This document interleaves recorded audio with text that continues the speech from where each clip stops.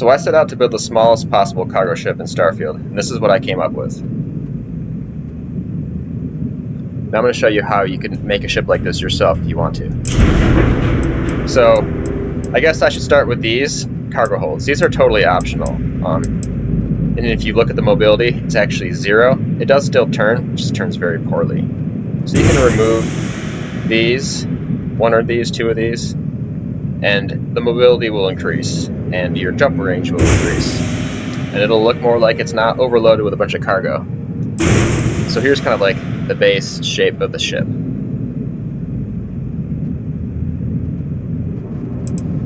Now if you want to, if you don't like the absolute huge stack of cargo, you can take this shield generator, put it on top, and then you can add cargo to the side.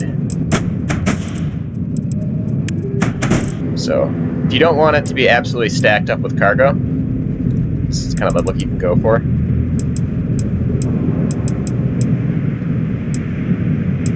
Looks pretty cool like that, but this only offers 775 cargo, so at this point you just kind of have like the smallest possible ship rather than the smallest possible cargo ship.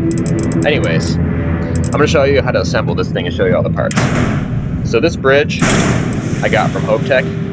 I went to their main facility for this. There are lower tiers of this if you don't have Starship Design rank 3, although I still think you might need one of the ranks.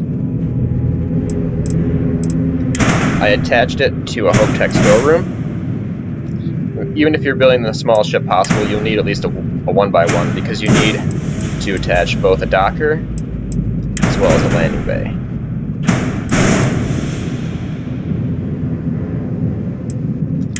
Now I also used Hope Tech landing gear, and I have 4 of them, which makes it look like it wouldn't tip over. But also you'll need 4 if you really want to stack all the cargo crates on top, otherwise it'll tell you you don't have enough landing gear for the weight. This is my Class B reactor. Yes, this ship is Class B. Produces 24 power, and it's, I don't know, I like how it's nice and square and industrial looking, kind of match the aesthetic of the ship. I actually painted the ship to match it. I kind of like the default look so much. I have a helium tank on one side, which offers 400 grav jump fuel. The other side is where you put either your built-in cargo, if you don't want to go crazy with the cargo, or your shield generator. The shield generator can be flipped. Unfortunately, it can't be flipped upside down. I don't know why, but it is what it is. This is the grav drive. It would be a nice place to mount the shield generator. You can flip it, but you can't mount it to the bottom, unfortunately. To the top. So what I did was I saved that place for a turret.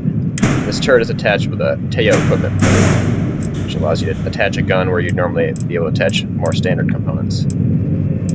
So, finally, we have the engines. I went with the Ares DT60, which is the most powerful version of this engine. There are, again, lower tier versions of this engine available, but you'll have even less maneuverability if you use the lower tier ones. So, that's the basic design of the ship right there.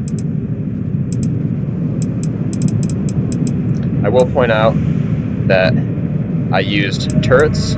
I used 3 turrets, which are particularly useful when you have it totally stacked up with cargo. Although, if you decided to go with this route and use less cargo, you could put the ship generator behind and use forward mounting weapon and remove that equipment plate. So if you want to have forward-facing weapons, you can do that. And maybe if you have this amount of maneuverability, you don't even need turrets at all. Do maybe more of a combination of particle beams and ballistics. So, if you want her to handle, you can always go with that setup. So, let's see how she flies. Got ourselves some cargo! Ha! So here we are in combat with the more nimble version.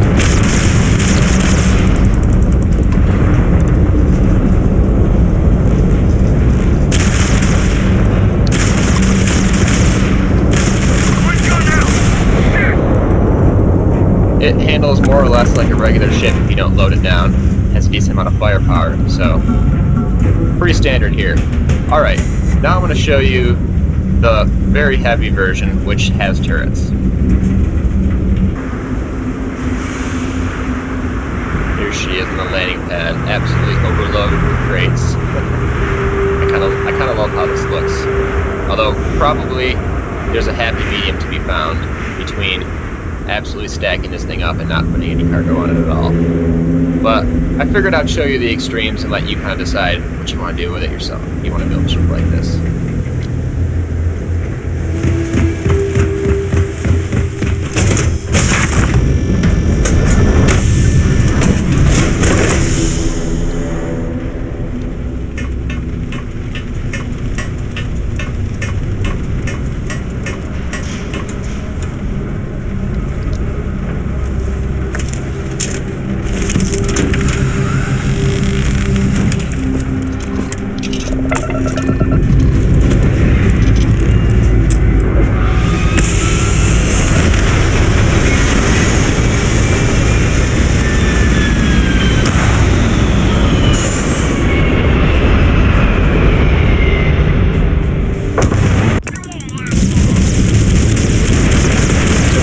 Combat against the spacer. This guy's level 72 is going to be a real challenge.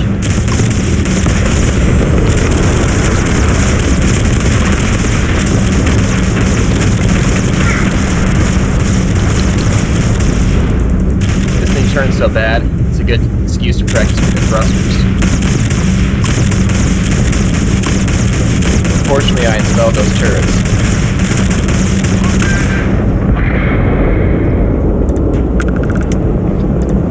There you have it. It may not be the most effective ship in combat, but it can still defend itself, even with this terrible mobility. Alright, that's all I got. Thanks for watching.